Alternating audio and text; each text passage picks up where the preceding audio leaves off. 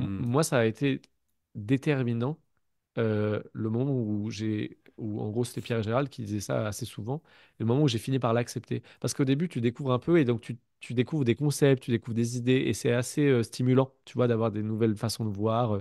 Pierre et Gérald, en plus, ils partagent sur tous les sujets où les gens posent des questions et Dieu sait qu'il y en a un sacré paquet. Et en fait, au bout d'un moment, ils avaient dit suffisamment de fois que en fait, il y avait que ça qui comptait, Bah ouais. d'aller voir c'est quoi ça, c'est quoi ce qu'ils voient. Ils l'ont suffisamment dit pour qu'à un moment donné, je dise, OK, vas-y, j'arrête les satsangs, je ferme mon carnet, j'arrête de chercher une autre compréhension mentale, j'arrête de chercher une autre idée nouvelle qui serait stimulante, et je vais juste voir c'est quoi ça. Et c'est là que tout a été en mode accéléré pour moi. C'est là que ça a été très, très, très vite.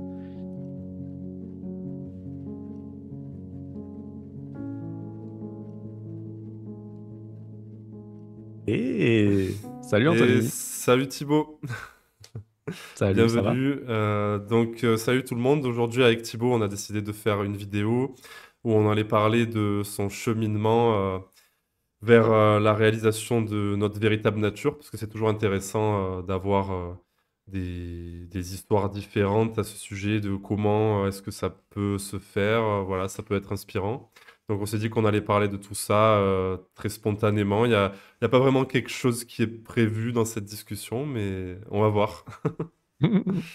Trop cool. Merci de m'avoir Ouais, invité. ben merci à toi. La première question que je pourrais te poser, c'est euh, ouais, est-ce que dans ta famille, par exemple, tes parents étaient croyants ou est-ce qu'il y avait, ouais, est-ce qu'ils étaient spirituels ou dans la religion ou Ouais. pour commencer? Bah, en fait, c'est un peu la famille française classique de mes potes et tout ça. C'était des parents cartésiens. Donc, mes parents, ils sont fonctionnaires. Ils ont fait des études supérieures et tout ça. Donc, ils sont cartésiens. Donc, en apparence, pas vraiment de spiritualité, tu vois. Et en même temps, leurs parents, eux, ils allaient à l'église. Eux, ils ont été à l'église. Ils ont fait le catéchisme, tout ça. Mais mon père, il jouait de la musique, tu vois, au caté, c'était le guitariste, je crois qu'il chantait aussi dans la chorale. Enfin, en fait, il a eu une approche un peu créative, disons, quand il allait au caté. Et au final, ils m'ont inscrit au catéchisme, donc j'ai été au catéchisme aussi. Mais en fait, moi, pour moi, franchement, j'allais là-bas, pour moi, c'était juste une sorte de garderie. Il y avait un goûter et il y avait mes copains. Enfin, il y avait certains de mes amis, tu vois, qui y allaient. Et voilà, et en fait, on jouait au loup, quoi. Franchement, on se courait après, je me rappelle juste de ça, on se courait après. Et à un moment donné, à force de courir partout et de crier, il y avait quelques personnes qui devaient nous dire, bon, allez, maintenant, on arrête, on se met tous ensemble, et puis on va chanter une chanson, et ils venaient nous faire réciter Notre Père, tu vois, ou Hmm. je sais pas. Et nous, on disait ça, on chantait un truc qu'on comprenait pas, et après on disait, maintenant, on va goûter. Et puis on mangeait un goûter. Et après, nos parents venaient nous chercher. Moi, c'est ça les Hmm. souvenirs que j'ai du caté. Mais au final, quand même, donc mes parents m'ont inscrit au catéchisme, tout ça. En fait, ils m'ont laissé le choix. Je me rappelle, ils m'ont dit, est-ce que tu veux y aller? Et moi, mes copains y allaient, donc j'ai dit, bah oui, j'ai envie d'aller là-bas. Mais voilà, par contre, pas d'éducation religieuse à la maison, on parlait pas de, tu vois, on parlait pas de spiritualité, on parlait pas de Dieu, on parlait pas de trucs comme ça. Mais c'était pas vraiment un sujet. Enfin, je me suis jamais dit, oh tiens, c'est bizarre. Eh maman, pourquoi on parle pas de ça? Tu vois, Non, c'est clair. juste, bah, c'est normal en fait. Et puis je me posais pas forcément de questions, etc. Donc voilà, le contexte familial religieux. Et donc mes grands-parents, je pense, ont une éducation chrétienne. Tous, parce que c'était voilà, c'est naturel à l'époque. Et puis l'église pour mes grands-parents, c'était un peu le lieu de vie commune aussi. Tu vois, c'est là où les gens Hmm. ils se retrouvaient en dehors du travail. Il y avait une sorte de solidarité. Il y avait plein de trucs qui sont pas trop ce que moi j'ai vécu, enfin rien à voir avec ce que j'ai vécu même. Et donc eux, c'était un peu s'impliquer dans la vie du village, c'était s'impliquer dans l'église, mais c'était pas forcément parce qu'ils cherchaient une quelconque réalisation du soi. Tu vois, D'accord. en plus c'était chrétien. Donc, qui dit chrétien veut dire que tu vas à l'église. À l'époque, eux, ça devait être en latin. Ils écoutent un mec qui parle en latin, ils comprennent rien de ce qu'ils disent. Et voilà, ils font un peu. En même temps, on pourrait dire qu'ils font bonne figure. Et en même temps, je sais qu'il y a une part d'authenticité qui fait qu'ils allaient là-bas, Ok. tu vois, peut-être dans un. Il y avait une envie spirituelle, mais c'était pas Ouais. exprimé. Ma grand-mère n'a jamais parlé de Hmm. spiritualité et tout. Enfin, Ouais, ça te parlait pas spécialement ce concept de Dieu et tout, tu te sentais pas ah, moi, particulièrement. ouais, j'allais dire c'était même moins, j'allais dire c'était un mystère, mais en fait c'était moins qu'un mystère, ça serait lui donner trop d'importance, c'était pas un truc qui existe vraiment, tu vois. Ah ouais, c'est C'est genre, marrant. Et j'ai commencé plus tard, parce que là on parle de l'enfance, mais j'ai commencé plus tard à me dire, ouais, c'est quoi Dieu, etc. Ah oui, On voilà, en j'allais y reparlera venir même à ça, fin, ouais. ouais, ouais, fin d'adolescence, Ouais, ok, je sais quoi te dire par rapport à ça, d'accord. ouais. Oui, justement, ben ouais, c'est marrant parce que moi, c'est exactement comme toi. Comme tu le décris, ouais, je m'intéressais pas à Dieu, je savais même pas trop. Peut-être même que des fois, je disais ça, il n'existe pas parce que Ouais, ah, ça c'est je sûr, sentais ouais. que le concept de Dieu n'existait pas, mais bref. Ouais. Mais en gros, oui, du coup, ma prochaine question, c'est ça a commencé où ce... Ouais, c'est peut-être cet attrait pour la spiritualité ou un moment où tu as voulu peut-être regarder à l'intérieur de toi et ou peut-être Ouais. Ben, ouais. beaucoup, beaucoup plus tard. Donc, si tu veux, je te fais grossièrement ce qui s'est passé entre, parce que sinon, ça nous ferait sauter très loin d'un coup. Donc, dans l'enfance, il y avait ça, éducation religieuse, il y avait ça. Je me rappelle, enfant, d'avoir aussi des fois des impressions assez étranges. Moi, à cette époque-là, j'ai l'impression que, je savais pas mettre de mots dessus, mais j'ai l'impression que j'étais hyper réveillé. Mais c'était, tu vois, c'était pas. Au final, ça s'appelle éveil spirituel. Et il y a un truc, mais en fait, moi, c'était pas un truc d'éveil spirituel. C'était juste que des fois, je me sentais hyper réveillé. Et du coup, ça me donnait l'impression que tout ça, c'était un rêve. Tu vois, Ah. ça me donnait l'impression, genre, c'était tellement intense, maintenant était tellement intense, que ça me donnait l'impression que j'étais en train de regarder un jeu vidéo ou un film. Enfin, c'était un truc un peu bizarre. Et j'en ai jamais parlé. Ça, j'ai jamais dit à mes parents et tout, mais ça me faisait ça. Je me rappelle quand j'allais à l'école, des fois, j'avais des moments très intenses comme ça, de présence, on va dire. Et j'y prêtais pas trop d'importance, mais par contre, ça faisait des souvenirs forts parce que tout était tellement intense et vif que mon mental et tout était imprimé de ça, tu vois, comme si tu mangeais un plat avec tellement de saveur que ton palais s'en rappelait, tu vois. Bah, ça faisait des moments comme ça un peu flash, forts. Et après, adolescence, j'aimais beaucoup la musique et j'étais amoureux très facilement. Donc, même déjà très jeune, je pense en primaire et tout, j'étais déjà très facilement amoureux. Donc, en fait, j'en parle là, ça pourrait sembler être un moment intime, ouh là là, mais en fait non, j'en parle là parce que je me suis rendu compte après coup que c'était la recherche de l'amour, mais c'était une recherche authentique et très intense. Ce que je voyais quand je regardais une fille que j'aimais bien, je ressentais très fort une sorte de d'amour et en même temps d'envie d'être aimé, mais qui n'était pas forcément un désespoir d'envie d'être aimé, qui était plutôt genre que au moment où j'aimais quelqu'un, je sentais que tout était facile, tout était ouvert, tout était paisible, etc., etc. Et donc maintenant, je me rends compte que aimer l'autre, c'était une façon d'accéder à la présence. Tu vois, c'était une façon Hmm. d'accéder à un bien-être maintenant. Et que finalement, ce que je voulais, c'était pas une personne, c'était juste rester ouvert comme ça. Et donc au final, je Hmm. me suis retrouvé assez jeune à aimer fortement différentes filles, tu vois, euh, sans forcément leur dire. Tu vois, moi j'étais assez pudique, donc c'était pas genre, j'étais pas un Don Juan, tu vois, je suis pas sorti avec 15 filles et tout, pas du tout.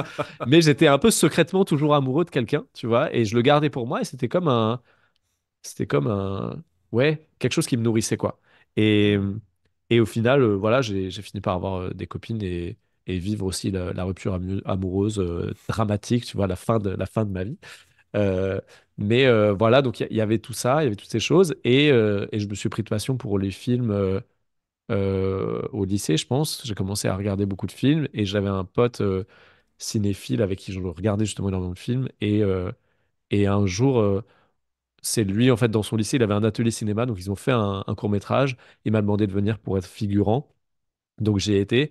Et en fait, l'équipe, ce qui était ses potes de lycée, était tellement nuls qu'on s'est dit, mais attends, en fait, nous aussi, on pourrait peut-être faire un film. Tu vois, on s'est rendu compte que c'est pas un truc inaccessible parce qu'avant, on regardait que les films d'Hollywood. On se disait, bon, bah voilà, il y a Godzilla qui écrase la ville, on pourra jamais faire ça, c'est pas la peine. Et là, on se rendait compte qu'en fait, ça existait, les courts-métrages, les machins. Et donc, on a commencé à faire des films ensemble. Et donc, je me suis pris de passion pour ça et j'ai commencé à réaliser des films et j'ai fait des études scientifiques et je l'ai fait quand même maths spé qui est les prépas aux écoles d'ingénieurs parce que c'était pas encore complètement clair que je voulais faire des films. Mais pendant la prépa, j'ai réalisé des courts-métrages où j'ai été en festival et qui ont gagné des prix contre toutes mes attentes. J'avais juste fait des films pour tester des choses et en fait, ben, encore une fois, quand on fait avec le cœur authentiquement, ça a touché les gens. Et donc, j'ai reçu des prix assez jeunes. Et donc, je me suis dit, bah, je vais aller partir à Paris parce que j'habitais en Auvergne. Je viens d'Auvergne et je suis allé à Paris pour faire des films, tu sais, comme dans les films américains où le mec il part de la campagne, il va dans la grande ville, oulala. Et là, j'ai essayé de faire des films et ça s'est relativement bien passé, même si je l'ai pas très bien vécu, le fait d'être très isolé, parce que Paris, une immense ville avec plein de gens, mais au final, tu es très seul parce qu'il n'y a pas d'interaction. C'est comme s'il y avait trop de gens pour que tu puisses leur parler. Tu vois, tout le monde est en Ouais. train de rentrer chez eux, en train de faire un truc. Personne n'a le temps de dire hey, salut, ça va, tu t'appelles comment? Donc moi, je me sentais assez seul, mais, euh, mais par contre, voilà, je pouvais effectivement commencer à faire des projets. Et, euh, et il se trouve que je me suis rendu compte assez vite que si je voulais faire des longs métrages, qui était mon but, ça n'était pas en faisant 50 courts métrages d'affilée que j'allais réussir, parce que j'en avais déjà fait quelques-uns, j'avais eu des prix. Et donc je me suis dit, bah, je vais faire un long métrage qui s'appelait Et maintenant nous sommes en vie, et que j'ai tourné donc en 2013. Et donc j'ai réalisé un long métrage que j'ai écrit et produit avec une vingtaine de personnes que j'ai embarquées avec moi dans le feu, tu vois, le feu de la passion. Euh, et, et j'ai fait ça, et en fait, j'ai fait ce film et je vivais un peu dans cet espoir que bah, tout allait être super, tu vois, grâce à ça. Donc je me disais, le jour où je serai enfin, tu vois, quand je regardais les films, je me disais, ah, je voyais tous les réalisateurs que j'admirais et je savais déjà que j'adorais faire des films. Genre l'expérience de réaliser un film, la créativité que ça demande, le travail d'équipe, je savais que j'adorais parce que j'avais vécu et c'est vraiment un truc où je me sentais épanoui. Et du coup, je me disais, voilà, quand j'aurai leur vie, ma vie, elle sera géniale. Je réaliserai des films, je suis un mec créatif, je pourrais faire que ça toute la journée. Et puis voilà. Et en plus, si tes films sont bien, tu gagnes plein d'argent et tout, c'est super. Et donc, en fait, je vivais dans cette idée. Et déjà très jeune, j'ai mis le paquet pour que ça puisse marcher. J'ai fait, toi, tu faisais du poker. Moi, j'ai fait un coup de poker en faisant ce film, tu vois. Bah J'ai ouais, mis c'était toutes mes pareil, hein. économies, j'ai mis toute mon énergie et tout, tout à fond là-dedans pour vivre ce rêve. Euh, et au final, euh, en fait, ça s'est bien passé, mais sur le coup, je m'en rendais pas compte. Donc, j'ai fait le film. Et ensuite, j'ai réussi à le vendre à une boîte de prod qui m'ont aidé à terminer le montage, à le promouvoir, à l'envoyer à un festival, etc., etc., etc. Et au final, c'est à partir de là que ma vie a fait comme ça. Donc, c'est pour ça que tu m'as posé la question de à quel moment je me suis intéressé à la spiritualité, que j'ai fait Ah, un peu un truc un peu rapide entre les deux, mais pour faire le lien. Parce que finalement, c'est à partir de là que ben, j'ai fait ce film et finalement, il n'a pas été pris dans les festivals où j'espérais qu'il soit pris. Et ça m'a vraiment brisé le cœur très fortement. ok. C'était très dur émotionnellement, genre le rejet de tout ce travail, de tout ce coup de poker, tu vois, et quelqu'un que juste, comme si t'as l'impression que t'avais mis toute ta vie dans un truc, et puis tu vas juste en boîte de nuit, et à le vigile, il dit non, toi tu rentres pas. Et c'est terminé. Tous tes rêves, terminés. Il y a un mec qui t'a dit non, toi, non, j'ai pas envie que Ah tu rentres pas. ouais, ouais, Et j'imagine du bien le coup, truc. voilà, et du coup, j'ai enchaîné. En plus, on a fait un an de gros festivals, et donc pendant un an, en fait, on a que des refus de tous les grands festivals dans le monde, tu vois. Et le pire, c'est que à Cannes, au Festival de Cannes, donc le number one sur Terre, il y a une section parallèle qui nous ont envoyé un message beaucoup plus long que les autres qui disent poliment vous êtes refusé et qui nous ont dit en gros qu'ils voulaient vraiment qu'on fasse partie de la sélection et qu'ils ont dû faire un choix entre deux films à la fin et que finalement ils ont pris l'autre, mais qu'ils voulaient nous dire qu'ils avaient vraiment enfin, beaucoup apprécié tout le film, tu vois. Et en même temps, ça faisait chaud au cœur et en même temps, c'était horrible de voir que ça passait à ça, tu vois, Mais ça oui. passait à un cheveu, quoi. À un cheveu, c'était. Voilà, à un cheveu, je serais pas là en train de te parler parce que j'aurais ma vie trop cool de réalisateur de film. Et du coup, ben voilà, la souffrance, ça a réveillé. Enfin, c'était assez dur. Je pense que déjà à ce moment-là, j'ai commencé. Je sais pas trop comment ça a commencé, mais je pense que j'ai dû aller à la Fnac et commencer à acheter des livres dans la section bien-être, tu vois, commencer à m'ouvrir à d'autres trucs en me rendant bien compte que ça marchait pas. Surtout que je m'étais séparé de ma copine pile au moment où on a fini le film, etc. Genre, il y a eu une rupture amoureuse plus le film qui marchait pas. Donc, en fait, rien n'allait, quoi, tu vois, on peut dire dans l'histoire. Et j'ai essayé de. En même temps, je crois que j'ai commencé à lire à peu près à ce moment-là des livres un peu au hasard, à gauche, à droite. Et après. euh, j'ai un... En fait, si, ouais, je sais. Et après, j'ai commencé à écrire un autre film, un autre long métrage avec cette prod qui s'appelait Au-delà, et justement qui était sur l'histoire d'une. Il faut que je me rappelle, mais je crois que il y avait une fille. En gros, c'était une fille de. Ah oui, c'était dans un monde où il découvre une drogue qui te permet de vivre une expérience de mort imminente. Je sais pas si tu vois ce que c'est, mais Ouais, je sûrement que vois. oui. Mais voilà, pour les gens qui voient pas, ben, il y a des fois des gens, leur corps, il meurt, mais ils sont réanimés sous un laps de temps assez court. Et du coup, pendant un certain temps, ils voient ce que c'est que de mourir. Et ils reviennent quand même à la vie et ils peuvent parler de cette expérience de mort imminente. Il y a des milliers de témoignages sur Internet, sur YouTube, tout ça. Et donc, je me suis intéressé à ça. Et tout ça pour te dire que là, à ce moment-là, je commençais à me dire qu'est-ce qu'il y a au-delà, en fait. Et dans le film, c'était justement la personne, je voulais emmener le spectateur avec quelqu'un qui mourrait un laps de temps assez court, mais en imaginant que cet espace de temps assez court, il lui laisse le temps de vivre énormément de choses, comme quand tu as un rêve, tu te rends compte que ton rêve, t'as dormi 3 minutes, mais ton rêve, t'as l'impression que ça a duré une semaine, tu vois. Et ben au final, voilà, je voulais emmener le spectateur avec ça. Et donc il y avait un peu cette quête de qu'est-ce qu'il y a au-delà. Et donc j'ai commencé à regarder plein d'interviews de gens qui partageaient sur leur expérience de mort imminente et tout ça. Donc ça m'a ouvert un peu à ce moment-là. Et en fonction de ces questionnements, bah, j'ai un pote qui m'a dit justement, bah, vu ce que je partageais et vu les questions que j'avais, il m'a dit tu devrais lire un livre qui s'appelle Le pouvoir du moment présent d'Eckhart Tolle. Et j'ai donc lu ce livre en même temps que je faisais ce film. J'ai lu ce livre et c'était assez obscur, assez difficile, mais j'étais quand même appelé à le lire. Et il y a un truc qu'il a dit dans le livre. Je me rappelle très très bien, même là, je me rappelle hyper bien du moment où j'ai lu ça, où il y a eu cette question, parce qu'il a dit, il y avait cette technique pour voir un peu, pour sentir le calme, qui était, voyez quelle sera votre prochaine pensée. Ah oui.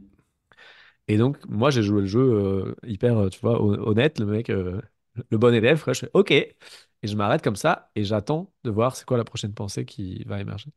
Et ça a créé une petite brèche. Ça a fait un peu l'effet que je vivais quand j'étais petit, l'impression d'être hyper réveillé, que tout était hyper, et que tout était hyper calme. Parce que finalement, à cette époque-là, j'étais traversé par un flot d'émotions continues entre le rejet amoureux et le rejet professionnel. Tout était difficile. Je me disais tout le temps que j'aurais pu faire ceci différemment ou cela différemment. Tu vois. Et à ce moment-là, j'ai senti une brèche, un espace de calme, silence mental. Et hop, ça s'est refermé, ou disons, le flot des pensées a repris, mais ça m'a quand même marqué. Je dis, ah, et j'ai lu tout le livre, et il y avait une partie sur les relations amoureuses qui m'a un peu intéressé, parce que justement, j'avais été en couple avant et j'avais des difficultés avec ça, donc ça m'a touché aussi cette partie-là, mais ce qui m'a vraiment marqué, c'est cette question. Et, et voilà. Enfin, là, je viens enfin de répondre à ta question, 45 minutes plus tard, de à quel moment ça a commencé. Et en fait, j'ai lu ce livre et je me suis dit, ah ouais, ok, j'ai pas compris grand-chose, mais il y a eu ce truc-là. Et après, par contre, là, j'ai déroulé tous les livres que je pouvais, je dévorais. Je me rappelle qu'à cette période, j'ai commencé à moins en moins écrire ce film. Parce que ce film, en plus, c'était sur la mort. Et du coup, passer ta journée à écrire des trucs sur la mort, c'est quand même assez plombant pour le Hmm. mental, tu vois. Et du coup, et le moral. Et du coup, je me rappelle que j'ai commencé à acheter des bouquins à la Fnac en section ésotérisme. En me disant, tu sais quoi, maintenant je m'en fous, j'ai plus de préjugés. Avant j'avais des préjugés, tu vois, je voyais des livres, je me disais, ah ça c'est, tu vois, c'est genre, c'était trop wouhou, on va dire, pour moi. Ouais. Et là, j'ai commencé à me dire, bah non, vas-y. Donc, j'étais sur tous les sujets d'ésotérisme, quoi, sur tous les livres que je pouvais trouver. Et je suis tombé sur un qui s'appelait Conversation avec Dieu. Hmm. Et ça, c'est pour refaire le lien avec ta question sur Dieu. Parce que là, Dieu, ça avait jamais rien voulu dire pour moi. Et quand j'ai lu ce livre, d'un coup, ça prenait vachement sens. Il y avait beaucoup de choses. Je me disais, ah ouais. Et puis au final, le livre, il répondait à toutes les questions que je me posais, tu vois. Et ça, je me rappelle qu'à ce moment-là, j'ai complètement arrêté d'écrire. Tu sais, je me disais, je vais travailler et puis je le lirai le soir. Et en fait, je commençais à le lire juste quelques pages le matin par curiosité. Et en fait, je me retrouvais à le lire toute la journée, tu vois. Et ce livre-là, il m'a beaucoup marqué.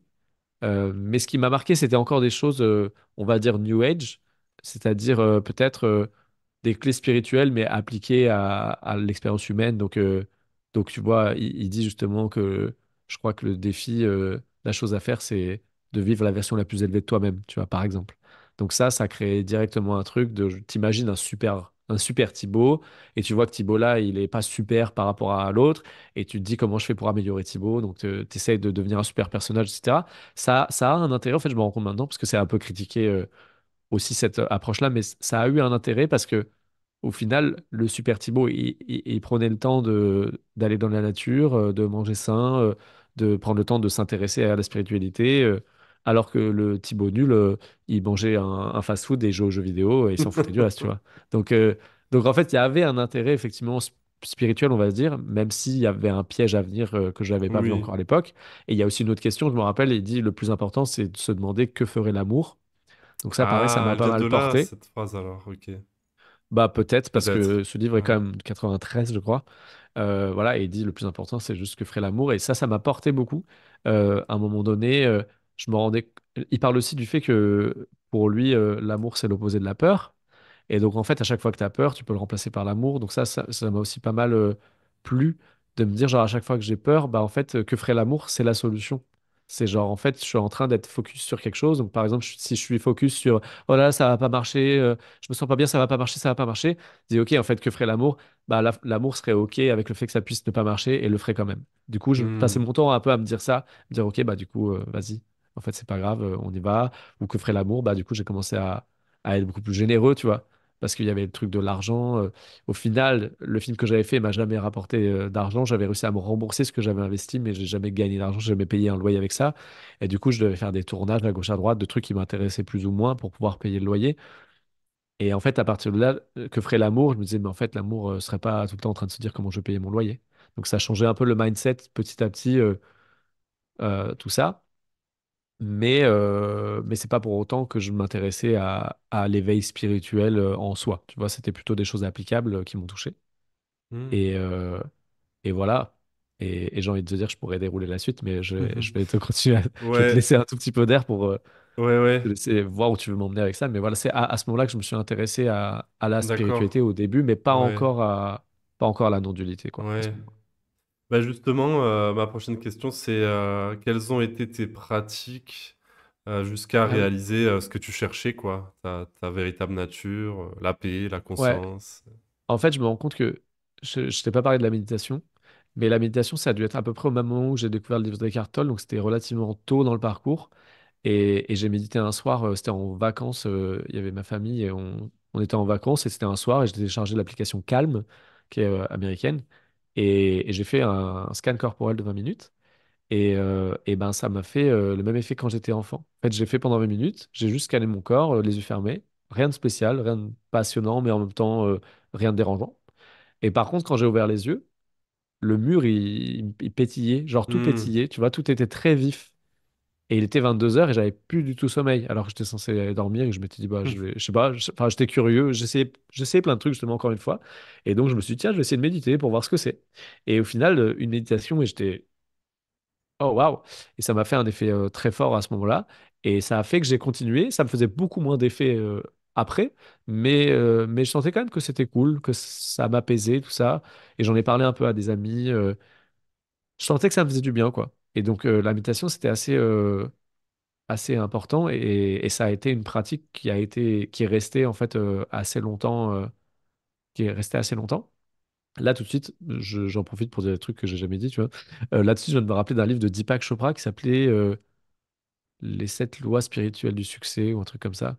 Tu vois, c'était un mélange, ça c'était encore la Fnac, un livre où tu te dis, bon, c'est spirituel, mais en même temps c'est associé au succès, donc ça peut m'aider en tant que personnage. Et voilà. Et en fait, dans ce livre, il y a pas mal de, il donne 7 pratiques. En fait, c'est par rapport, c'est de la sagesse d'Inde. Et il te donne pas mal de pratiques dans ce livre. Et je me rappelle que j'avais imprimé, il y avait juste 7 pages où il faisait des résumés à chaque fois, à chaque fin de chapitre.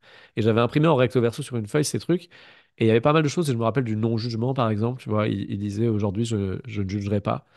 Et ça, pour moi, c'est une pratique qui peut être utile, tu vois, de juste prendre conscience. Ah oui, là, je juge, bah non, en fait, vas-y. C'est comme d'imitation, mais on va dire un peu pratique, de juste se dire, OK, en fait, je vais pas juger aujourd'hui et je vais accepter que tout ce qui est comme il devrait être et je vais pas me rebeller contre ce qui est parce que c'est déjà comme ça, etc. Donc, je viens d'avoir un souvenir de ce livre où j'avais appliqué des choses. Et ensuite, ben, ce qui a beaucoup joué, je me sentais vraiment de mieux en mieux. Je te l'ai pas dit, mais j'avais fait, en fait, les films et tout, j'avais un peu suivi le rêve américain, donc j'avais fait tout ce qu'on m'avait dit qu'il fallait faire pour être heureux. Tu vois, j'étais en couple et j'avais suivi mes rêves. Et du coup, le fait de pas être heureux à ce moment-là, ça avait un peu été vécu comme une sorte de, on va dire trahison, même si le mot est trop gros, mais voilà, je me disais, bah, j'ai pas envie de faire confiance aux gens maintenant parce que ce qu'ils m'ont dit, ça marchait pas. Donc je vais faire mon expérience personnelle. Et c'est pour ça que je dis des livres, mais je j'étais pas en mode, ah là là, je vais croire tout ce qu'il dit et tout. Non, non, j'ai appliqué. Et si c'était pas vrai pour moi, je mettais le livre à la poubelle. Enfin, je le revendais. Mais tu vois, c'était genre, ok. Et donc je ressentais, est-ce que c'est vrai pour moi ou pas? Et finalement, c'était un parcours intérieur assez intense et je faisais tout passer par est-ce que ça marche pour moi? Et au final, j'avais énormément de carnets, j'avais des dizaines et des dizaines de carnets où je notais tout ce qui me paraissait sage et où en même temps je notais tout ce qui me paraissait pas sage, où je me disais justement ça, je pourrais le changer. Et, et au final, je me sentais tellement mieux et je me rendais tellement compte que ça allait mieux par rapport à avant. C'était quelques années après le film dont je te parlais tous. Il y avait vraiment eu des années où il s'est passé tout ça et que j'ai voulu écrire un livre qui partageait ça parce qu'encore une fois, je me disais que ferait l'amour. Bah, en fait, il partagerait là-dessus, même si ça aide qu'une personne au monde, ce que j'ai vécu, ben, ça me toucherait plus que gagner plein d'argent ou que, tu vois, je sais pas. Donc, je me suis dit que j'allais faire ça et j'ai passé peut-être 6 mois au moins à écrire ce livre. Et, euh, et dans ce livre, ce livre, du coup, je l'ai envoyé à des éditeurs. Et au final, j'ai eu une personne qui m'a répondu et qui m'a poliment dit non, mais qui était gentille, tu vois. Et les autres n'ont même pas répondu. Comme le Mais en fait, film. cette fois, ça m'a rien fait. Enfin, j'étais genre, Ouais, cette fois. c'est pas grave. Enfin, ça m'a pas du tout réveillé de traumatisme et tout. C'était juste, c'est pas grave, en fait, c'est OK. Et en même temps, j'avais envie de partager sur la méditation parce que dans le livre, j'en parlais un peu. Et du coup, j'ai voulu faire une association qui fasse des méditations guidées dans Paris.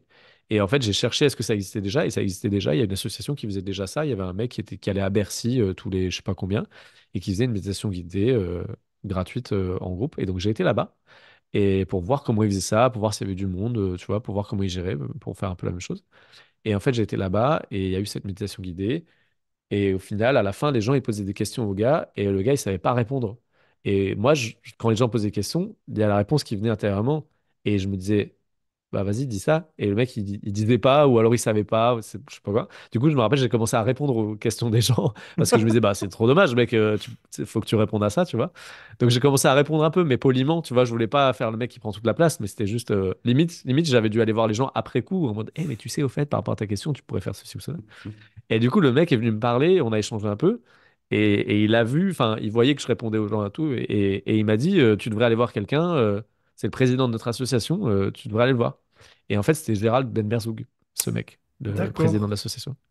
Ils avaient D'accord. leur association, tout est un, et ils ont un mec qui s'appelle Cyril, qui faisait des méditations guidées, peut-être qu'ils le font encore, je sais pas, j'ai pas checké. Et en fait, voilà, il m'a dit, tu devrais aller voir ce gars. Moi, je connais pas, mais pareil, dans cette ouverture, on me dit ça. Je dis, bah, ok. Et alors, il me dit même pas pourquoi, tu vois. Il me dit même pas, il y a un but et tout. Et du coup, il me dit, bah, il fait des rencontres tous les vendredis soirs dans Paris. Ça coûtait 5 euros, je crois. Ça durait une heure et demie.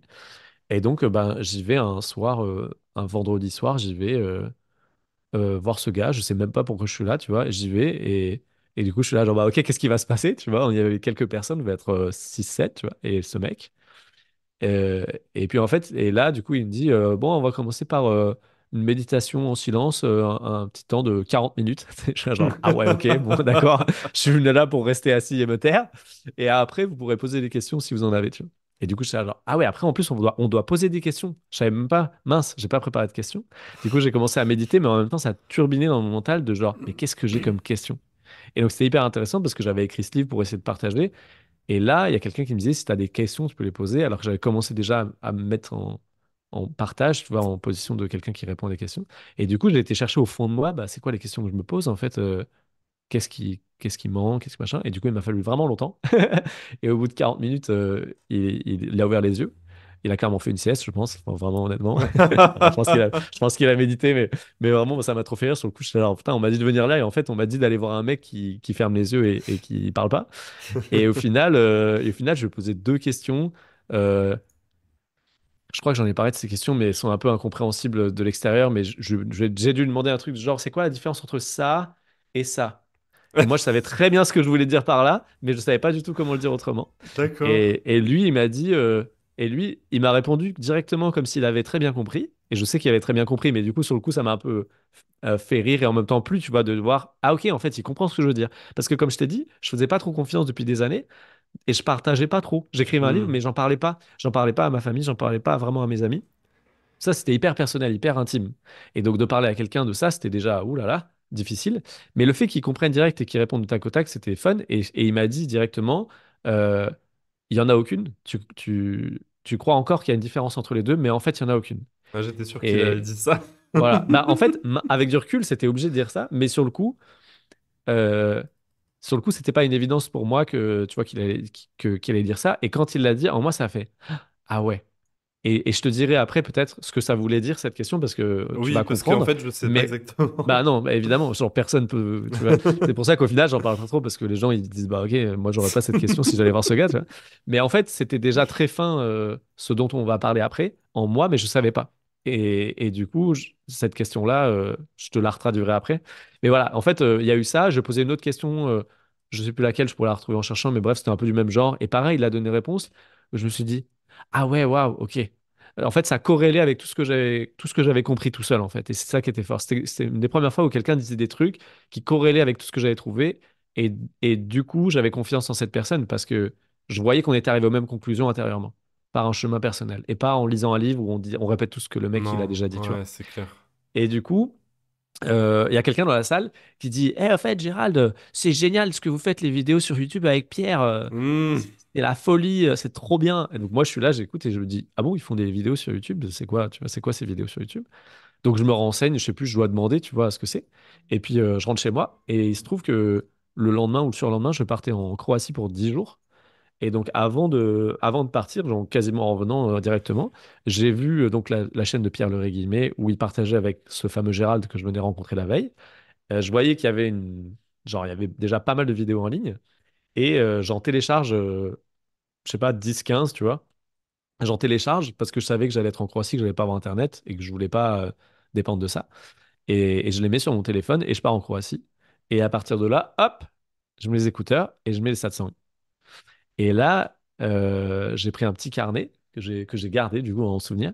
J'ai pris un petit carnet vierge et j'ai commencé à écrire tout ce qui résonnait très fortement dans leur partage. Et là, donc, c'est à ce moment-là que j'ai été ouvert au monde de la non-dualité, où j'ai entendu le mot réalisation du soi pour la première fois, ou en tout cas pour la première fois qu'il a fait du sens pour moi, ou d'éveil spirituel, ce dont on parle là. Avant, pour moi, ça voulait rien dire. Je viens pas du tout de cette culture, et du coup, je l'ai découvert assez tard, on va dire, dans le chemin. Et donc, au moment où j'écoute ça, bah, j'écoute les satsangs et je vois qu'en fait, tout ce qu'ils disent, ça fait sens avec ce que j'ai vécu, ce que j'ai compris tout seul, entre guillemets. Euh, et ça va encore un cran plus loin. Et ça pousse encore le truc un peu plus loin. Et tous les mystères qui n'étaient pas résolus en moi, là, ils commencent à cliquer, quoi. Ça commence à faire genre, ah ouais, en fait, la pièce du puzzle, elle est là. C'est comme s'il y avait un puzzle de 1000 pièces et qu'il y avait un mec qui dit, en fait, cette pièce, elle va là, celle-là, elle va là. Et là, tu commences à faire, ah waouh. En fait, d'accord, ça a du sens et ça mène quelque part, etc., etc.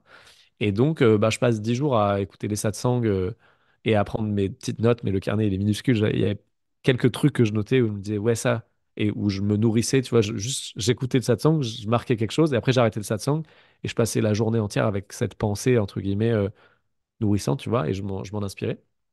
Et au final, je suis rentré de Croatie en me disant, ben, je vais reprendre ma petite vie, tu vois, je vais recommencer à travailler, etc.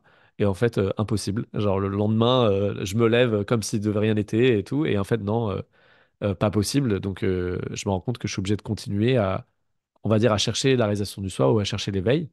Euh, et en fait, bah, je fais que ça.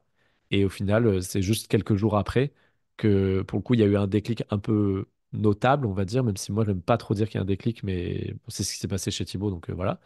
Il y a eu un déclic, il y a eu un déclic qui a fait, on va dire, que d'un coup, ça a arrêté de chercher complètement. Hmm. Il y a C'était eu un le peu tendu. basculement. Ouais, voilà, c'est des gros mots. La On pourrait dire bascule. ça, mais moi, j'aime pas trop dire ça et je dis rarement, tu vois. Oui, oui. Mais bon, vu que je suis honnête, je vais pas te mentir, effectivement, il y a un petit truc qui s'est passé où j'étais comme fortement tendu vers ça, fortement tendu vers c'est quoi ce que je suis vraiment, c'est Ouais. quoi ma vraie nature. Je veux voir, tu vois, je veux voir clairement. Tellement fortement concentré et en même temps avec tellement de moments où c'était clair, tu vois, mais voilà, j'étais quand même encore un peu comme ça. Et d'un coup, ça avait pouf. Ouais, c'est resté clair D'un et coup, ça s'est plus de arrêté. recherche. Bah, je sais pas, ouais, on pourrait dire que c'est resté clair, mais c'est plutôt que ça a arrêté de chercher. Et à partir de là, je me rappelle très bien de la scène où j'étais allongé chez moi. Et je crois que je faisais une sieste au milieu d'après-midi parce que je fais passer longtemps à chercher c'est quoi ce qui est. Et du coup, à un moment donné, genre, je laissais tout se passer. Donc, à un moment donné, un coup de fatigue, je m'allonge. Et en m'allongeant, je commence à m'endormir. Et d'un coup, le corps, il se réveille. Enfin, et d'un coup, je me réveille. Et il y a comme ça fait comme une espèce de petit flash dans mon rêve. Et d'un coup, ça a ouvert grand les yeux. Et ça s'est arrêté de. Et en fait, et c'est resté là. Et puis, c'était pas du tout impressionnant. C'était pas du tout. Enfin, c'était genre. Là, j'en parle, mais en vrai, sur le coup, c'était juste. On s'en fout un peu, tu vois. Mais Ouais. par contre, après, je suis sorti de chez moi. Et j'ai commencé à marcher dans Paris. Et en fait, je me suis pas arrêté de marcher. Et j'ai pas recommencé de chercher. après ça. En fait, Et les oui. jours ont passé et je me suis juste rendu compte que bah, ça avait arrêté de chercher, quoi. Et en même temps, bah, après quelques jours, je me suis dit, mais attends, est-ce que ce serait pas ça, quoi? Même si c'est nul et que c'est pas ce que j'attendais, est-ce que ce serait pas ça? Et du coup, bah, après, tu regardes la checklist de Pierre et Gérald, tu vois, et tu te dis, est-ce que c'est toujours là? Oui. Oui. Est-ce que c'est sans effort? Oui. Est-ce que je ne cherche rien, rien? Oui. Est-ce que je me sens complet? Oui. Euh, et en fait, voilà, moi je dirais, j'aime plutôt, je raconte rarement ça comme je viens de le faire avec toi, mais voilà, c'est très bien. Mais j'aime plutôt dire que ça s'est fait progressivement et qu'à un moment donné, je me suis retourné et je me suis dit, bah en fait, c'est fait quoi. Mais je sais pas quand Hmm. ça s'est fait. Et ce petit événement, pour moi, il est insignifiant, on s'en fout quoi. Je veux dire, ça a commencé quand j'étais enfant, tu vois, donc de dire, de ramener l'éveil spirituel à un moment où il se passe un tout petit truc et tout, c'est trop bête, je trouve. Parce Non, qu'en fait, c'est c'est ça, clair. c'est ce qui compte, c'est juste, voilà, de se rendre compte que, ben oui, je suis juste présent à ce qui est, et rien de plus et rien de moins. Et, et cela est complétude, en fait. Et Hmm. c'est ça que j'ai toujours voulu, alors que ça a toujours été là et que j'y prêtais pas attention et que ça me paraissait pas hyper intéressant. Et donc, à ce moment-là, ben, je te dis, j'ai commencé à marcher dans Paris, et puis j'ai plus de souvenirs après parce que je m'en foutais un peu. La vie a continué, quoi. Il se passait des trucs et c'était plus très important. J'ai déménagé, je suis parti en coloc. Et puis voilà, en fait, la vie a continué, quoi. Et il y a eu après, ben, j'ai l'impression de faire les questions à ta place, mais du coup, la suite, c'est genre, effectivement, bah, il y a eu l'assise, il y a eu l'assise, quoi. J'ai pris du temps. Déjà, avant ça, j'avais fait quelques vidéos YouTube qui partageaient pas sur l'éveil spirituel, mais qui partageaient ce qui pour moi parlait du bonheur, quoi, on va dire ça comme ça. Et en fait, bah, à ce moment-là, pour le coup, j'étais un peu désemparé. J'ai l'impression qu'il y avait rien à dire, que c'était pas. Tu vois que c'était pas un truc foufou, il y avait plus vraiment une clé que je pouvais dire, genre ça va être super et tout, même si c'est déjà pas ce que je faisais avant, mais bref. J'avais essayé d'écrire un livre, je te rappelle, juste avant. J'ai envoyé des éditeurs, j'ai eu quelques réponses non, mais j'avais encore ce livre. Et en fait, d'un coup, tout ce livre, il voulait plus rien dire. Ça marchait plus. Tout ce que j'avais écrit, je le relisais, je disais, bah non, en fait. Et en même temps, quand je te dis ça, il y avait quand même un chapitre entier qui disait qui est je et qui remettait en question complètement qui tu étais. Et moi, à l'époque, je disais que on n'est pas le personnage, mais qu'on est l'acteur. Et ça, je l'avais compris avant d'entendre parler d'éveil spirituel. Et en fait, c'est un peu l'éveil spirituel, mais c'était juste qu'il n'y avait pas l'entièreté qui était claire. Mais il y avait déjà cette compréhension, entre autres. Mais du coup, tout le reste du livre, c'était plus très intéressant, quoi. C'était genre, bon, bah, ça tient plus debout. Et c'était pas grave du tout. C'était genre, bon, bah, poubelle, pas grave. Et je sais plus quand, mais j'ai fait une vidéo qui partageait sur l'éveil.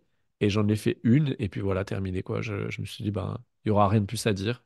Voilà, il y aura rien de plus à dire, parce qu'il y a rien de plus à dire que ça.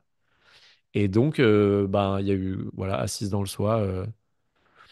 Voilà, la vie a continué. Pour le coup, j'ai recommencé à faire des tournages et ça s'est très bien passé et j'ai trouvé ça fun. Et voilà, et en fait, la vie a continué. Euh, voilà, Et tu dis que t'as arrêté de simplement, faire des mais vidéos, mais sans là, effort, quoi. t'as... Ouais. Voilà. Et mais ça, là, je te parle de 2018. Ah oui, Ça, oui, c'était en après c'est revenu 2018. un peu plus tard Ouais, et... Ok. exactement. Et ensuite, en fait, bah, il y a eu plusieurs années où je n'ai pas forcément partagé. Des fois, je faisais une petite vidéo par-ci, par-là. Et ensuite, j'ai rencontré une personne qui est devenue mon épouse. On s'est mariés, on a eu des enfants, on a acheté une maison. Donc, j'ai repris la trajectoire du film américain avec plein de bons sentiments, tu vois. Mais depuis un espace où c'est plus du tout important, en fait, c'est genre, voilà, c'est juste les choses de la vie qui se passent, en fait. C'est comme de dire, j'ai été au supermarché et après, je suis revenu, j'ai fait une ratatouille. C'est pareil, c'est de dire, en fait, il y a les choses qui se passent, effectivement. Et donc la vie continue, mais ça se fait depuis un espace, disons, complet, quoi. En fait, constamment, ça revient au fait que c'est pas, il n'y a rien d'important de tout ça parce que ce que je veux vraiment, il est déjà là, il a toujours été là, il sera toujours là et je suis en sécurité. Je suis en sécurité. Là, mon bonheur, il est bien sécurisé, quoi. Tu vois, Hmm. ça veut dire, ça c'est un peu c'est un peu exprès d'être genre provocateur parce que évidemment, il n'est pas sécurisé. Tu vois, je l'ai pas pris dans mon coffre, mais en même temps, il y a cette sensation de, je peux pas perdre ça. Oui, voilà. Trop bien. Hmm. Je peux pas perdre ça. Et du coup, bah, il n'y a pas d'attachement aux choses matérielles qui sont pourtant, en général, pour les humains, hyper importantes, quoi, tu vois. Et, et au final, Bah, j'ai l'impression de faire l'interview tout seul, je suis désolé. Parce que du coup, j'ai l'impression de dérouler, tu vois, parce que je déroule l'histoire. Et en fait, bah, la Ouais, suite, c'est ouais. Mais effectivement, tu as tu commencé à fais me dire les l'interview tout partages. seul Ouais, parce que il n'y a que cela, il n'y a que la conscience une. ouais, c'est ça. C'est ça. Du coup, bah, peut-être que tu peux arrêter ta caméra et tu me laisses juste les codes de ta chaîne et je poste une vidéo sur ta C'est chaîne. ça. Non, mais ça change rien. Ouais, mais du coup, voilà, j'allais dire sûrement que la suite. Enfin, t'as dit le mot partage et du coup, j'avais envie de parler de ça, Ouais. effectivement. Même si j'ai pas encore beaucoup parlé de l'éveil en soi, on peut creuser ça après. Mais effectivement, ben, il n'y a pas eu spécialement envie de partager ou besoin. Je me rappelle, j'ai fait un appel avec Pierre Le Guillemet après réalisation. On a juste papoté. Euh, Ouais. et en fait, je me rappelle à la fin, je lui ai dit un truc du genre, comment est-ce que je peux t'aider? Parce que moi, j'aimais bien ce qu'il faisait, tu vois, de partager sur la réalisation, de faire les 700. Je trouvais ça super et j'avais un peu envie de le soutenir. Et moi, au final, faisant des films, j'avais des capacités peut-être à faire des films ou quoi. Je sais pas. Et du coup, je me suis dit, comment est-ce que je peux t'aider? En me disant peut-être en faisant des films ou j'en sais rien, tu vois, j'avais pas d'idée, mais j'ai eu cette envie. Et il m'a dit en partageant, partage. Tu vois. Hmm. Et moi, j'étais là, genre, ah ouais, bon, décevant. Peut-être ça, j'ai pas trop envie. Ah, Le c'est reste, bon, marrant. d'accord, mais par contre, partager, bon, pas trop envie. Et du coup, bah, j'ai effectivement pas partagé. Et, et juste les choses sont faites. Et moi, j'ai kiffé être là et voir les choses se passer, voir tout le monde comme étant la vie elle-même. En coloc, j'ai eu beaucoup de fun, tu vois. Mes colocs, c'était trop cool. J'ai fait la fête, des trucs que je faisais pas depuis des années. Moi, j'ai été très, tu vois, genre, fallait que je réussisse dans la vie, donc j'ai pas beaucoup profité, on va dire. Et du coup, voilà, je me suis retrouvé en coloc. On faisait des soirées assez souvent. C'était même souvent moi qui organisais, où je faisais la déco de la maison, je faisais des trucs, on faisait de la musique à la maison. Enfin bref, la vie, quoi, tu vois, est revenue plus comme les autres gens, on va dire.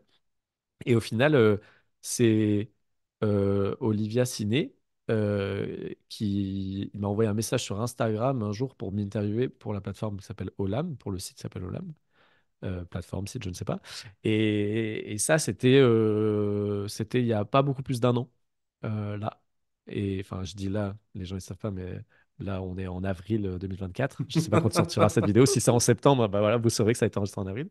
Mais en fait, ouais, donc il n'y a pas beaucoup plus qu'un an finalement. Elle m'envoie un message pour m'interviewer et directement ça clique parce que elle fait aussi des films, elle fait des photos et des films. Et du coup, directement, on rigole, on échange et on s'entend super bien. Je fais cette intervention sur Olam où elle m'interviewe sur justement tout ce que je viens de te dire. J'avais jamais fait ça. Il n'y avait jamais personne qui s'était intéressé à ce que je partageais. Quand j'ai fait mes vidéos, rares sont les gens qui disaient ouais, trop bien. C'était plutôt genre ok ou des réflexions qui n'avaient rien à voir, tu vois. Des gens qui disaient des trucs qui n'ont rien à voir, des commentaires YouTube, bref. Et au final, ça s'est bien passé, c'était fun. Et voilà, je me suis dit bah cool. Et j'avais dû refaire une ou deux vidéos en septembre l'année d'avant. Je te dis, des fois, je faisais une ou deux vidéos par-ci par-là où je partageais un petit D'accord. truc. Et là, il y a eu ça. Après, au final, on a fait un ou deux projets ensemble professionnels. En fait, elle m'a proposé de participer à un projet où moi j'étais chef opérateur, donc celui qui fait l'image, et elle était réalisatrice sur des films. Et au final, vu que ça s'est bien passé, ben, il y a eu Alain qui m'a proposé de venir au Festival Olam pour filmer. Enfin, j'essaie de reconnecter les trucs, c'était il n'y a pas longtemps pourtant. Mais en fait, ça, vu que je filmais et qu'il y a eu un festival Olam, donc avec d'autres personnes qui partagent sur la vie spirituelle et avec une centaine de personnes, je crois, c'était l'été Ouais. 2023. J'ai été invité pour filmer justement pendant cet événement, pour filmer avec Olivia, pour faire un film, pour capter des trucs, des conférences, mais moi principalement pour faire un film sur l'événement qui pourrait traduire un peu ce qui s'est vécu et tout ça. Et du coup, à ce moment-là, au final, Alain m'a proposé deux fois de faire des partages spontanés avec des petits groupes.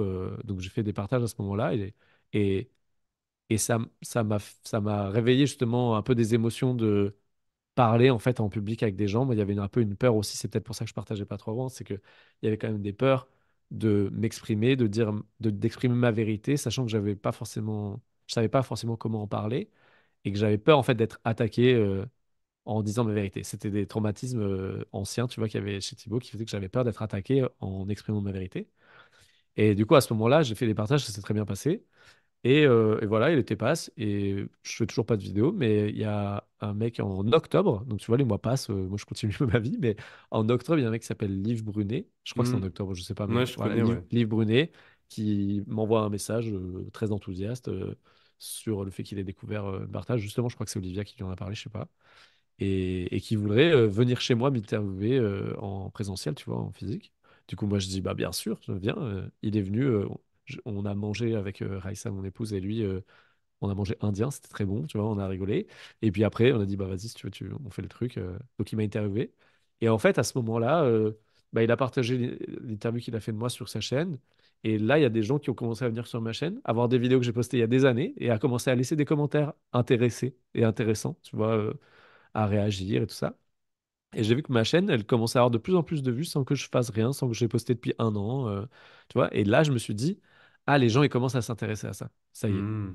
Et je sais que toi, tu partageais déjà depuis un petit moment, et j'ai vu que tu partageais, et j'étais en mode, ah bah c'est cool, c'est super ce que tu fais, tu vois.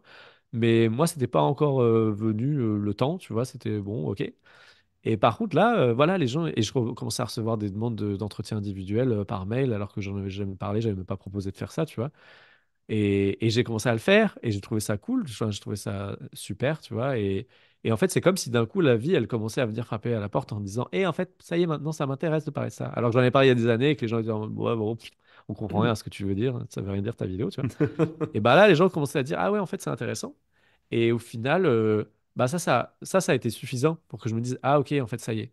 Maintenant, les gens, ils ont envie de ça. Euh, et ça m'a suffi. Et le fait que j'ai dû faire une vidéo, et puis bah, il y a eu vachement de réactions, alors que moi, je n'avais jamais de réaction, et les gens étaient reconnaissants, etc. Donc, et j'avais des gens qui m'envoyaient des mails pour des entretiens individuels pareils. Je me disais, ah ok, maintenant, ça fait vraiment de l'effet, quoi. Alors qu'avant, ça faisait rien. Et donc là, j'ai commencé à faire.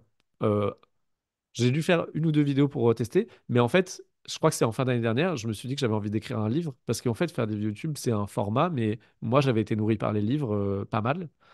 Et j'avais envie de faire un livre justement qui soit accessible pour les personnes qui n'ont jamais entendu parler de ça. Et du coup, j'ai écrit un livre qui s'appelle Le Bonheur Maintenant, que j'ai écrit fin d'année dernière, début de cette année en janvier, et que j'ai publié du coup, qui est édité, qu'on peut acheter sur Amazon, qui s'appelle Le Bonheur Maintenant. Et, et une fois que j'ai sorti ce livre, bah là j'ai commencé à faire des vidéos YouTube beaucoup plus régulièrement, mais toujours en suivant l'envie. Donc des fois j'en fais plusieurs et puis j'en poste pas mal et puis des fois ça s'arrête ou des fois j'ai trop de travail à côté, j'ai pas le temps de faire des vidéos et du coup j'en fais plus. Et là c'était le cas. Là j'en ai tourné une hier que j'ai postée directement, mais en fait ça fait 2 ou 3 semaines que j'avais pas tourné parce qu'à un moment donné j'en ai tourné plusieurs. Et en fait, ça sortait petit à petit, mais. Et j'avais plus envie. Et en vrai, je m'étais dit, ah, j'ai plus trop envie de faire ça. Et là, au final, on se retrouve tous les deux à faire des vidéos à deux. Et je trouve ça hyper fun et je trouve que ça Hmm. fait du bien, ça change. Et ça permet d'approfondir aussi parce que quand tu es seul face à une caméra, des fois, tu parles 15 minutes, mais voilà, au bout d'un moment, Ouais, voilà, t'as tout dit, c'est bon, quoi. Toi, tu dis des fois ouais, même moi je 2 préfère à 10 les. minutes, c'est déjà bien. Ouais. Alors qu'en fait, tu parles. Enfin, on a parlé des satsangs avec Pierre Gérald, et en fait, les satsangs, ils pouvaient durer 2 ou 3 heures. Au début, ça m'intimidait, genre, oh, c'est vachement long la vidéo, parce que je pensais que Ouais. j'avais trouvé une réponse mentale. Alors qu'en fait, c'est comme si ça te mettait dans un état méditatif, et finalement, toi, tu as envie que ça s'arrête pas. Donc, tu préfères que ça dure 5 heures. Parce qu'au C'est final, ça. tu veux pas vraiment la vidéo, tu t'en fous un peu de ce que les gens vont dire. Tu as surtout envie d'être euh, dans cet espace de présence, on va dire, que ça te met dans cet état méditatif de juste être en Exactement, satsang. ouais. Et donc là, ça se trouve, les gens, tu vois, qui écoutent cette interview, ils sont en train de cuisiner ou ils sont en train de faire un truc. Et la vidéo, elle est en fond, mais elle crée une sorte de, tu vois, de satsang, quoi. Hmm. Ouais, c'est ça le. Ouais, j'allais dire c'est ça le but. Mais oui, c'est au-delà des mots, c'est clair. Ouais, ouais, Ouais. c'est ça. Et du coup, bah là, ça, voilà, maintenant, je partage plus et puis je me laisse un peu libre de la forme que ça peut prendre. Ouais. C'était avant-hier, pour la première fois, j'imaginais faire un cours en ligne sur la réalisation du soi, un truc qui n'existe pas du tout et qui, en fait, avant, pour moi, était impossible parce que il y a une culture assez forte avec la réalisation du soi que ça ne devrait pas être payant. Il y a vachement un Ouais. truc d'argent comme ça, tu vois. Et du coup, et puis en plus, il y a l'idée qu'il n'y a rien à atteindre, que tu es déjà ça, etc. Donc, en fait, tu peux pas apprendre aux gens à réaliser le soi. Hmm. Et en fait, je me suis rendu compte que tout ça, c'était des préjugés, des idées préconçues, alors que moi, si j'avais jamais entendu parler de réalisation du soi, j'adorerais acheter un cours en ligne où le mec, il me prend par la main et où on y va étape par étape et où tous les jours, j'ai une vidéo qui parle d'un sujet différent et qui structure un peu tout ça. Parce que si tu tombes d'un coup dans la réalisation du soi, l'éveil spirituel, tu as juste YouTube qui a un océan de vidéos de 2 heures où il n'y a pas de thématique, où les gens ils disent réaliser le soi, 2 heures et tout. Et en fait, c'est un peu perturbant. Donc, généralement, ce que les gens font, c'est trouver un maître, c'est-à-dire trouver quelqu'un où ils se disent, lui, j'aime bien sa façon de partager, et je vais écouter tout ce qu'il dit. C'est bien, mais c'est un peu, tu vois, ça part dans tous les sens. Tu sais, Muji, t'as écouté des trucs, mais en fait, je pense que peut-être t'aurais kiffé que Muji, il te fasse un truc structuré, plutôt que juste des vidéos YouTube à l'infini, avec des thèmes différents, tu vois. Enfin, Ouais, moi, en tout ouais, cas, c'est mais vrai je que me suis dit ça il y a 2 jours, alors qu'avant, jamais de la vie, je me serais dit, je pourrais faire ça. Mais en fait, là, je me suis dit, ouais, ça me plairait bien parce que le livre est sorti et c'est très bien, mais un livre, c'est aussi quelque chose de différent. Euh, un livre, ça nourrit intérieurement, mais un cours en ligne, c'est plus pratique, on va dire. Donc, c'est plus si tu as envie de pratiquer des choses. Bah, par exemple, pour parler de Pierre-Louis Guimet et Gérald Menezo, ils ont créé l'ashram du cœur. Et l'ashram du cœur, c'est là où je t'ai découvert. Et en fait, l'ashram du cœur, c'est comme un cours en ligne parce qu'en fait, c'est juste un endroit où on va pratiquer tous ensemble à différents moments dans la semaine. Ils ont différentes activités et les gens, ils peuvent aller à des activités. Et voilà, c'est comme un abonnement à la salle de sport, tu vois. Il y a des Ouais, cours c'est à telle heure, ça. à telle heure, à telle heure. Des fois, c'est satsang, des fois, c'est méditation, des fois, c'est yoga, des fois, c'est sophrologie, des fois, c'est pranayama. Tu vois, ils font plein d'activités et finalement, bah, c'est un peu la même chose, sauf que pareil, c'est pas structuré. Si tu arrives d'un coup, si d'un coup tu adhères à l'ashram du cœur, bah d'un coup, tu reprends pas au début du cours de yoga. Tu vas prendre le du cours de Hmm. yoga que là, on va faire, mais c'est la première fois que tu fais du yoga, alors que les autres, c'est la 120e fois, parce que ça fait 2 ans qu'ils sont inscrits à l'ashram du cœur. Et en fait, c'est pas forcément, tu vois, c'est pas forcément adapté pour un néophyte. Et du coup, voilà, juste pour te dire, là, il y a ça aussi où je me suis dit, tiens, ça me plairait bien parce que moi, j'aurais bien aimé avoir ça, en fait, comme parcours. Qu'on me prenne par la main de zéro et que ce soit orienté pratique. En fait, c'est ça la différence. C'est que en vidéo, tu peux faire pratiquer les gens, tu peux leur dire fermer les yeux et aller sentir cela, ceci, cela, alors qu'un livre, tu es obligé d'avoir les yeux ouverts pour lire. Donc, en Ouais, fait, c'est pas la même relation, je trouve, au support. ouais, c'est vrai. Ah bah pourquoi Et pas, hein. voilà, je dis ça, je sais pas. C'est bien Ouais. parti pour que je le fasse, mais je sais pas, c'est. En fait, c'est pas important parce que, comme je t'ai dit, j'ai fait des films qui ont été refusés dans le monde entier. Je veux dire, je peux très bien faire un cours en ligne et personne n'achète, on s'en fout, quoi. Ouais, c'est ça. Personne s'inscrive, c'est pas grave, c'est Ouais. pas la fin du monde. Mais Hmm. voilà, pour arriver jusqu'au partage. Ok. Ok. Et sinon, ouais, il y a sûrement une.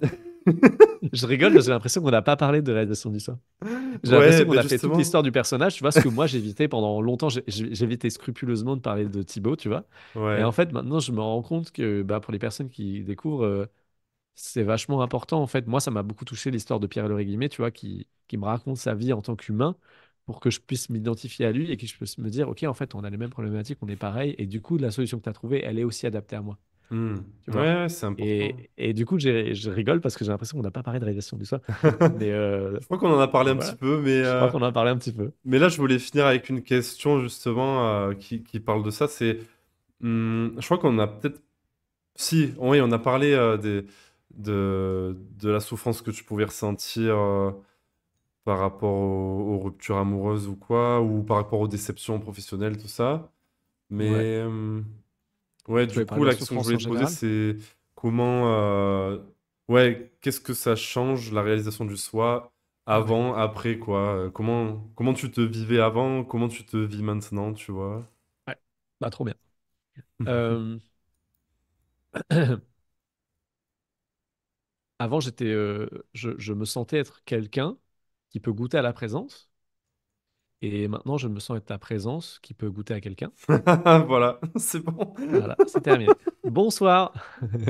C'est terminé. Genre, autant Euh, sur les trucs Ça, humains, c'est... on passe des heures, mais sur les trucs spirituels, une phrase Voilà. suffit, quoi. C'est bon. Et voilà. Allez, bonsoir. La vidéo de 30 secondes. En fait, c'est une façon de le dire. Il y a 1000 façons de le dire. Mais on pourrait dire ça. euh, On pourrait dire ça, c'est la réalisation du. Moi, j'aime pas trop le terme réalisation du soi, alors je respecte, hein, ça a été choisi par des sages très intelligents qui venaient d'Inde, ça a été traduit par des gens, donc en fait, pas du tout. Ça a été choisi par un traducteur, un mec qui traduisait l'indien et qui a dit, bah, on va dire que c'est réalisation, à peu près, ça veut dire ça, et soi, peut-être, bon. Mais en fait, moi, j'aime bien dire reconnaissance de notre essence. En fait, c'est quoi, moi? Qu'est-ce que je suis vraiment? C'est qui est je. Quand je dis je, c'est qui je. Et si on regarde vraiment, honnêtement, en face, c'est pas évident qu'on est la personne. Si vraiment on est authentique. Si on n'est pas authentique, mais, ah, moi je suis Thibaut, bon, voilà. Mais en fait, si on se dit non, attends, c'est quoi moi vraiment? C'est quoi je? Parce qu'on dit Thibaut. Bon, Thibaut, alors ok, c'est un mot. Donc imaginons que je change Thibaut et que j'appelle ça Xavier. Ah, du coup, je suis plus la même personne, ça y est, c'est terminé. Bah non, je sais bien que c'est moi qui suis en train de dire Xavier ou Thibaut, donc ça peut pas être Thibaut. Et là, si je commence à déjà remettre ça en question, merde, il y a tout qui peut s'écrouler.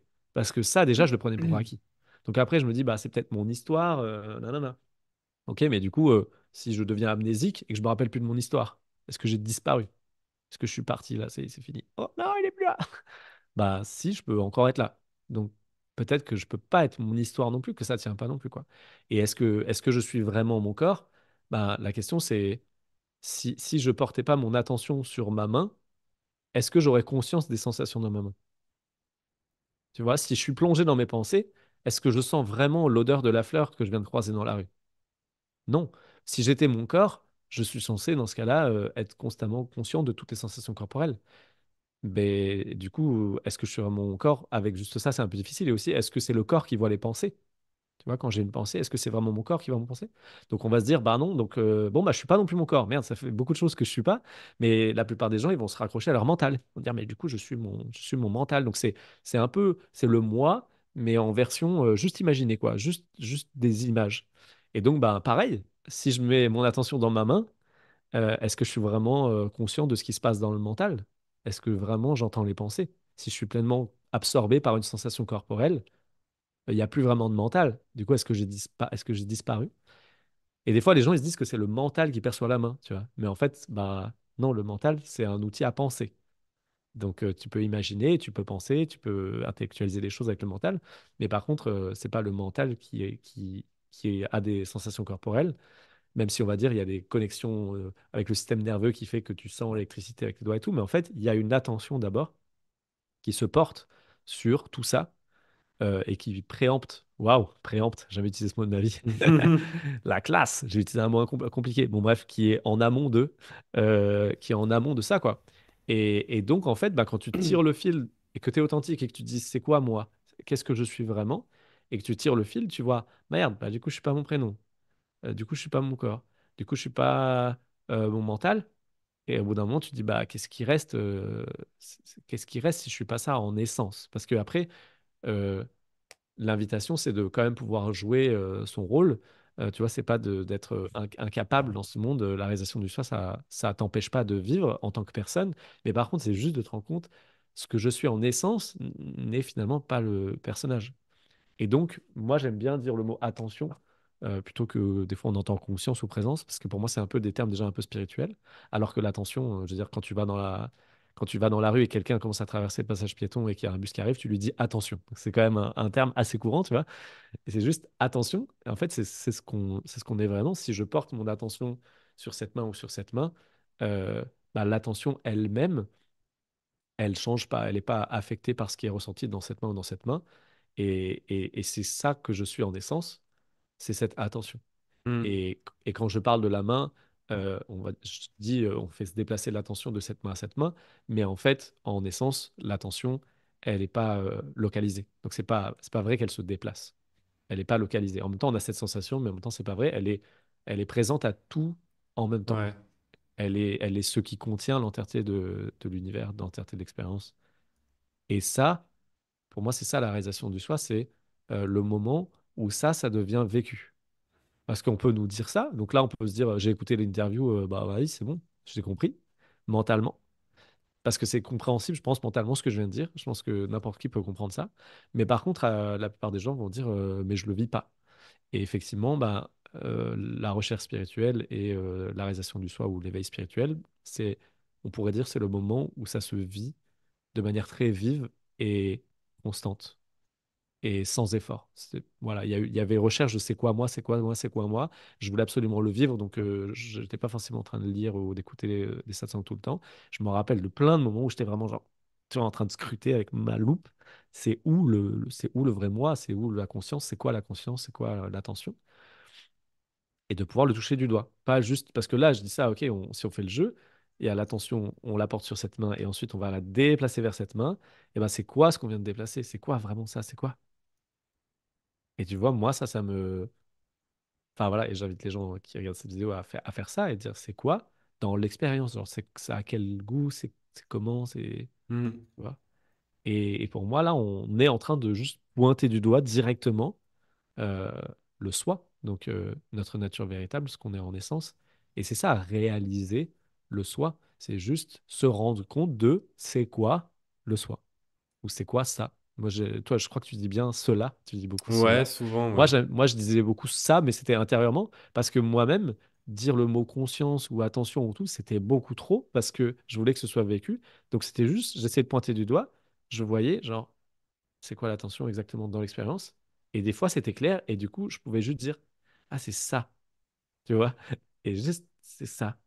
Et je pouvais rien dire de plus. Et déjà, dire ça, c'était trop, tu vois. Hmm. Mais je me rappelle que je disais pas mal ça. Je disais pas mal ça. Maintenant, je le dis plus trop, mais j'aime bien parce que c'était vraiment authentiquement ce que je suis en train de vivre. C'était pas un concept, tu vois. Même l'attention, ça va devenir un concept en 2 secondes. Une fois que tu fais ce jeu-là, et c'est pas important, c'est quoi ce qui se déplace quand tu déplaces ton attention, c'est quoi ça? Ouais, ouais, c'est ça. Ben moi, après, c'est que des mots, mais on pourrait dire aussi que ce que l'on est vraiment, c'est la source de l'attention, quoi. L'attention, elle se déplace, mais ce que l'on est, ça voit même l'attention et c'est Absolument, on peut dire partout à ça la aussi, ouais. fois et nulle part, et ouais, c'est... Ouais, c'est pour ça que je dis que c'est pas localisé, parce que effectivement, on pourrait dire qu'on déplace l'attention, mais en essence, pour moi, l'attention ne se déplace pas, et donc c'est Hmm. exactement ce que tu dis. On pourrait dire qu'il y a quelque chose encore au-delà de la conscience, de l'attention, qui voit que l'attention se déplace, quoi. Et Ouais, ça bouge pas, effectivement. ouais, ouais, Ouais, c'est ça. absolument. Et Mais ça, c'est ouais, ce que disons je que la suis. porte d'entrée, c'est justement, ouais, de prendre conscience, de ramener l'attention sur elle-même, pour réaliser ça, justement, ouais. Absolument. Hmm. Moi, ça a été déterminant le moment où en gros c'était Pierre et Gérald qui disait ça assez souvent, le moment où j'ai fini par l'accepter. Parce qu'au début tu découvres un peu et donc tu découvres des concepts, tu découvres des idées et c'est assez stimulant, tu vois, d'avoir des nouvelles façons de voir. Pierre et Gérald en plus ils partagent sur tous les sujets où les gens posent des questions et Dieu sait qu'il y en a un sacré paquet. Et en fait au bout d'un moment ils avaient dit suffisamment de fois que en fait il y avait que ça qui comptait, Bah ouais. d'aller voir c'est quoi ça, c'est quoi ce qu'ils voient. Ils l'ont suffisamment dit pour qu'à un moment donné, je dise, OK, vas-y, j'arrête les satsangs, je ferme mon carnet, j'arrête de chercher une autre compréhension mentale, j'arrête de chercher une autre idée nouvelle qui serait stimulante, et je vais juste voir c'est quoi ça. Et c'est là que tout a été en mode accéléré pour moi. C'est là que ça a été très, très, très vite. C'est pour ça que je te dis, ça, tu vois, après la Croatie, machin, en fait, c'est parce qu'il n'y avait plus que ça. C'était Eh que oui. ça. Et c'était très, très Hmm. intense chez moi. Et quand je vois des personnes qui veulent réaliser le soir, etc., et ben, au début, j'avais une sorte de, j'accentuais vachement là-dessus. Parce que moi, ça a été vraiment important que quelqu'un me le dise beaucoup jusqu'au moment où je dise, OK, en fait, d'accord, je vais arrêter de résoudre mes conflits émotionnels, par exemple. Ça, les gens, tu vois, c'est hyper courant. Je vais arrêter de changer mes pensées. Je vais arrêter de, tu vois, je vais Hmm. juste aller voir c'est quoi ça. Je vais pas Ouais, faire du qu'est-ce que je chant, je vais suis? pas faire de la danse, je vais pas faire du yoga, je vais pas faire des mantras. Je vais que regarder en Ouais. face la vérité. Ouais, c'est ça, ce qui est déjà Et du coup, pleinement éveillé, quoi. j'étais un peu comme ça, tu vois. De quoi? Tu trouves ce qui est déjà pleinement éveillé et qui n'a pas besoin Ouais. de quoi que ce Parce que soit. ça résout tout le reste. Tout le reste est Oui, plus voilà. important. Si tu as des pensées de merde, c'est pas grave. Si tu te sens trop mal, c'est pas grave. Ouais. Tu vois, je veux dire, tous les problèmes, ils tombent. Si ça s'est révélé, tous les problèmes, ils tombent. Et après, si tu veux, oui, tu pourras prendre soin du reste, c'est pas grave, tu vois. Mais en fait, ce que tu veux vraiment, c'est ça. Et tout le reste, ça, pour le coup, c'est Jésus qui dit ça. Je suis nul en chrétienté, mais en gros, c'est cherche mon royaume et tout te sera donné de surcroît. Un truc comme Ouais. ça, hein. Cherchez d'abord le royaume des cieux et le reste vous sera donné de surcroît. Et on est une bonne équipe, merci. Moi, j'avais juste l'idée globale. Je viens de prouver mon niveau de chrétienté. Mais du coup, c'est ça. Et en fait, ça, je me rappelle cette phrase, justement, est revenue après coup parce que je me suis dit, ah ouais, c'était ça. Et c'est ça. Et c'est pour ça. Cherche juste le royaume des cieux, parce que le reste, ça va. Au final, maintenant, c'est comme si je revenais un peu en arrière par rapport à ça, parce qu'avant, j'étais vraiment genre, il n'y a que ça, en fait. Et les gens qui me parlaient en entretien, limite, je parlais que de ça. Je disais, mais on s'en fout du reste, quoi, tu vois. Et j'étais pas, je disais pas, on s'en fout. J'étais très compatissant, je laissais parler et tout, mais je revenais toujours à ça. Hmm. Et en fait, euh, et en fait, je me rends compte maintenant que ben, dans mon chemin, il y a eu beaucoup de choses avant ça. Et finalement, toutes les choses avant ont eu de l'importance, en fait. Et toutes ces choses avant ont été importantes pour qu'à un moment donné, j'arrive à, ah bah en fait, il y a que ça qui compte, mais finalement, le reste aussi a compté. Tu vois, donc j'ai eu Oui, un petit moment où j'étais genre, mais il y a que ça qui compte. Et après, je me suis dit, bah non, en fait, dans la vie de Thibaut, tout le reste aussi a compté. Et j'étais mûr pour aller voir en face la vérité parce que j'avais vécu tout ce que j'avais vécu avant.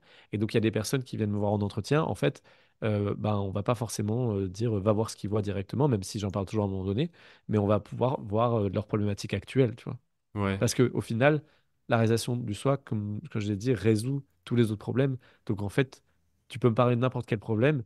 Si là, je me place en tant que cela qui perçoit, naturellement, ton problème, il va se dissiper au sein de ça. ouais, Il peut que exact. se dissiper au sein de la présence. D'ailleurs, Donc si assez tu vas en étonnant. satsang et que tu dis mon mari m'a trompé, eh ben la personne qui donne le satsang, elle pourra t'aider à résoudre émotionnellement ton problème avec ton mari qui t'a trompé ou ta croyance qui te fait croire qu'il faut que tu sois en couple. Ou, enfin bref, c'est aussi solvable, tu vois, dans Hmm. cet espace d'unité. Ouais, ouais, c'est marrant, l'intelligence de la vie, quoi. Ouais, ouais, c'est Ouais, très bizarre. Au début, je pensais pas, tu vois. Je pensais que j'étais juste un mec capable de dire, bah regardez ce qu'il voit, et puis terminer, quoi. Tu vois, je me disais, bah du coup, j'ai rien à dire. C'est aussi pour ouais, ça que je faisais peu de vidéos. Je me disais, bah de toute façon, une fois que je t'ai dit qu'il fallait regarder ce qu'il voit, ouais. bah c'est bon, quoi. Écoute Non, cette c'est plus vidéo-là en puissant que ça, repeat. hein. Ouais, ouais. C'est drôle. C'est plus puissant que ça, ouais. Ma façon de parler, mais Ouais, ouais, si, ouais. si, mais c'est bien dit. Hmm.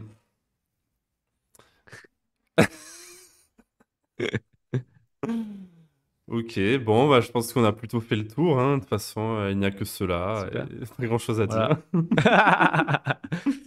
Tu sais, j'ai vu un mec sur les réseaux qui abrège les vidéos, qui va à l'essentiel. Tu sais, il y a des vidéos, des fois, où les gens, ils Ah font oui, une peut-être qu'il quantité y aura ça pour d'informations la monumentale. spiritualité un jour. Ouais, mais justement, et là, ça m'a trop fait rire parce que le mec, il prend la vidéo, il commence la vidéo et il dit, et il spoil la fin, en gros. Ouais, Et il te dit le temps que tu as gagné à pas regarder la vidéo ouais. entière pour avoir la fin.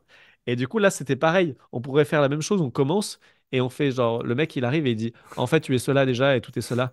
Et voilà, et t'as fait gagner 1 heure et demie, tu vois. Mais ça dirait ça pour toutes les vidéos ou là, Ouais, pour cette vidéo-là, ça dirait Thibaut a cheminé, il a découvert le pouvoir du moment présent, il a réalisé la présence. Voilà. ouais, on pourrait dire ça, ouais. Et là, t'as quand Et même encore, gagné un certain ça temps. pourrait être encore plus simple que Ouais, ça, mais. moi j'allais dire ce que tu viens de dire, c'était ça. C'était la vidéo, elle ferait ça. Genre ça commence, salut, alors aujourd'hui on va parler de. Et là, le mec fait, en fait, tu es cela. Terminé. Putain, tout ça pour ça, ouais. Ouais, mais Ouais, mais c'est après, vrai que tu vois, c'est pour ça que je ouais, partageais pas. C'est vraiment ouais. pour ça que je partageais pas. C'est que j'avais cette sensation tellement forte que Mais c'est alors que qu'en fait, ça. c'est pas vrai parce que Et en fait, ouais. quand on écoute des partages, on infuse là-dedans.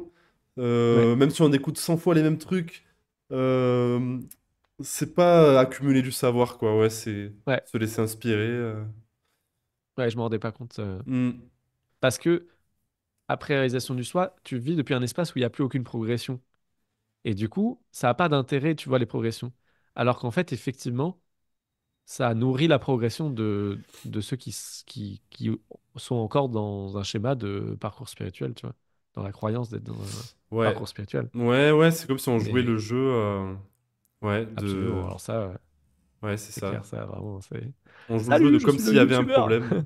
Ouais, Ouais, c'est ça. Exactement, c'est alors qu'il ça. n'y en a pas, mais. Ouais, mais c'est pour ça que je te dis, je vais pas partir longtemps. Et au moment où on est venu vers moi, on m'a posé des questions, même si j'ai vu que c'était, entre guillemets, un jeu, le jeu de la vie, bah là, d'un coup, moi, j'ai dit, bah ok, je peux jouer ce jeu-là, parce que tu viens et tu me poses une question, c'est facile. Mais par contre, de faire l'effort d'inventer des faux problèmes, de faire des vidéos alors que personne ne me pose des questions, là, c'était trop dur pour moi, ça, j'arrivais pas. Mais à partir du moment où les gens viennent et te posent des questions, même si tu sais qu'il y a une forme d'illusion là-dedans, tu peux te dire, ah, ok, bon, ça, je peux jouer à ce rôle-là, tu vois. Hmm. Quand ta vaisselle est sale, tu peux jouer le rôle du mec qui lave ta vaisselle. Ou pas, Oui, d'ailleurs. Merde, il ou faudrait que je pas. fasse ça. Trop Ouais. cool. Bon, bah super, bah, merci à toi de t'être prêté à ce jeu-là. Avec plaisir. Merci pour l'invitation. Ouais.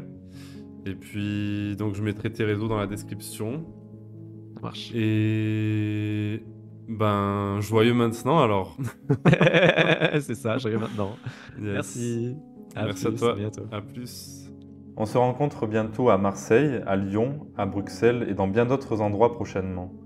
Toutes les informations sont disponibles en cliquant sur le lien dans le commentaire épinglé sous cette vidéo.